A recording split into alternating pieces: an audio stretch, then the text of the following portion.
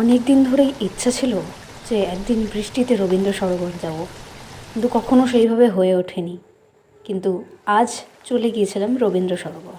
এই বৃষ্টির সময় রবীন্দ্র সরোবরের চারিপাশটা যেন আরও সুন্দর হয়ে উঠেছে। চারিপাশে শুধু শান্তি আর ঠান্ডা হাওয়া। এই শান্তিটা যদি পেতেই হয় তাহলে আমি বলবো বেস্ট টাইম হচ্ছে এই বর্ষাকাল।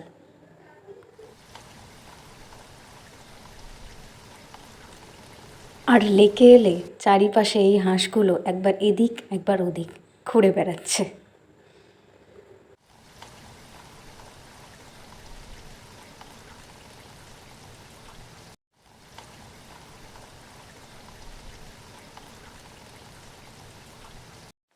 ওই যে দূরে দুর্গা মিউজিয়ামটা দেখা যাচ্ছে,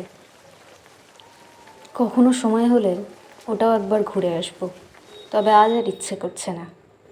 আর হ্যাঁ, যদি ভিডিওটা ভালো লাগে অবশ্যই সাবস্ক্রাইব করে দেবেন। টাটা, দেখা হচ্ছে পরের ভিডিওতে।